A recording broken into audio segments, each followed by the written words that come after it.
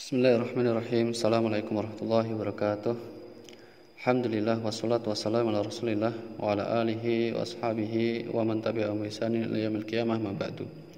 Anak-anakku semuanya kelas 9 SMP IT Bina Insani, Pondok Pesantren Tahfidzul Quran Al-Azam Gunung Pati yang senantiasa dirahmati Allah Subhanahu wa taala. Kita lanjutkan pembelajaran kita di pelajaran tafsir dari kitab Durus Minal Quranil Karim. Kalian buka di halaman 60. Ya, di situ ada al-makna. Maka kita akan jelaskan secara singkat al-makna ini ya. Baik, kalian perhatikan. Ba'da an bayyanallahu anna 'adzabahu lidh-dhalimina syadidun. Setelah Allah menjelaskan bahwasannya siksaannya sangat pedih bagi orang-orang yang zalim, dzakara fil ayati taliyah. Allah Subhanahu wa taala menyebutkan di dalam ayat-ayat berikut ba'dha sifatillahi subhanahu, beberapa sifat-sifat Allah Subhanahu wa taala. Fahuwa alladhi yakhluqul khalqa awwala marrah. Maka dialah Allah Subhanahu wa taala yang pertama kali menciptakan makhluknya. Wa huwa alladhi yu'iduhum ilal hayati ba'dal maut.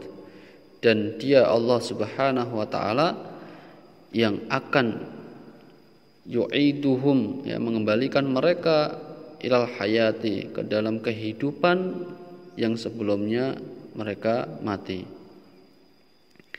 Jadi Allah Subhanahu wa taala wa huwa yubdi'u wa yu'id. Allah yang menghidupkan, Allah yang memulai, dan Allah yang akan mengembalikannya kembali kepada Allah Subhanahu wa taala. Wa yaghfiru dzunuba ibadihi almu'minin. Allah Subhanahu wa taala mengampuni dosa-dosa hambanya yang beriman. Ya, Allah Subhanahu wa taala mengampuni dosa-dosa hambanya yang beriman. Wa yuhibbu ibadahu shalihin. Dan Allah mencintai hamba-hambanya yang soleh. Maka kita sebagai hambanya Allah Subhanahu wa ta'ala, jadilah hamba-hamba Allah yang beriman, dan jadilah hamba-hamba yang soleh ya. Karena kita diperintahkan untuk beriman, dan kita hendaknya menjadi hamba-hamba yang beriman dan menjadi hamba-hamba yang soleh. Wa huwa sahibul arsyil azim alladhi yaf'alu kulla ma yurid. Dan dia Allah Subhanahu wa taala pemilik arsy al-azim, arsy yang agung ya. Allah lah Subhanahu wa taala yang memiliki arsy ya. Salah satu makhluknya Allah bernama arsy ya, al-azim, yang maha agung.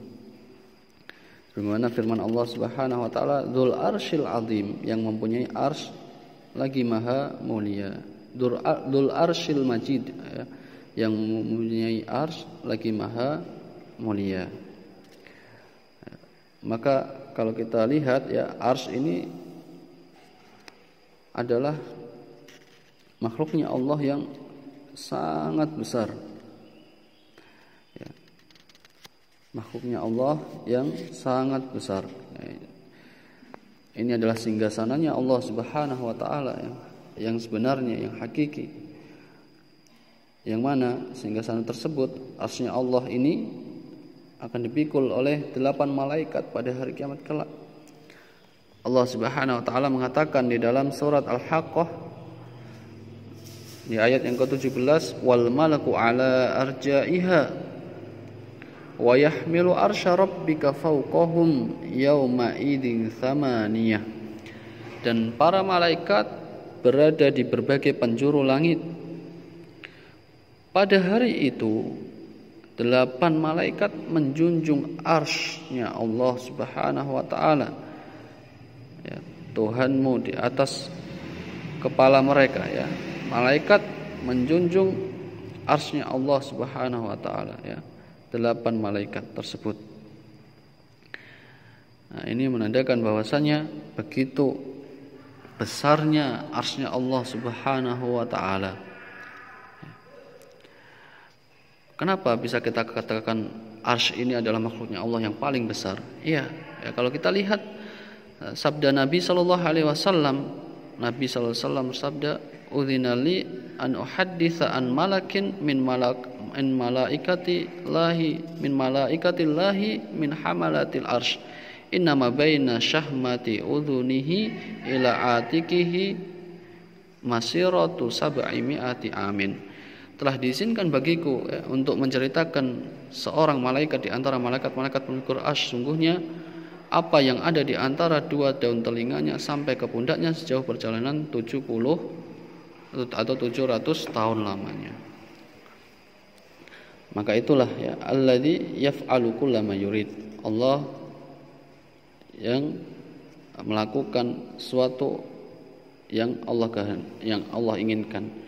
Wa khataballahu nabiyahu sallallahu alaihi wasallam wa sa'alahu. Nabi sallallahu alaihi wasallam, Allah Subhanahu wa taala ya, berbicara pada Nabi sallallahu alaihi wasallam wa sa'alahu, dan bertanya kepada Nabi, hal alimta ya Muhammadu, apakah kamu mengetahui wahai Muhammad, ma fa'alallahu bil junudidz zalimin, apa yang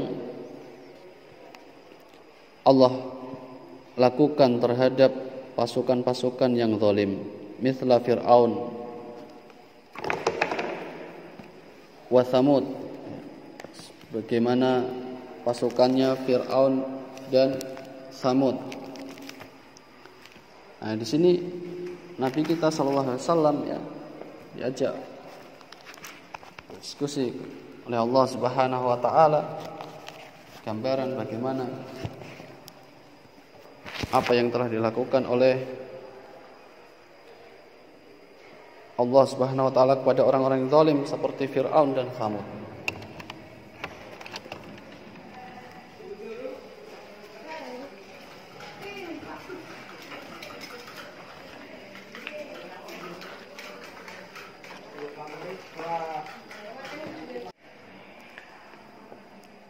Ya, anak-anakku semuanya ya. Allah Subhanahu wa taala telah melakukan apa yang telah terjadi terhadap Fir'aun dan kaum Thamud. Wa hadha as-su'al bil makna li taqriril haqiqah. Dan pertanyaan ini ya berarti untuk memantapkan kebenaran tersebut, bahwasanya Allah Subhanahu wa taala telah menyiksa orang-orang kafir, orang-orang yang telah berbuat zalim.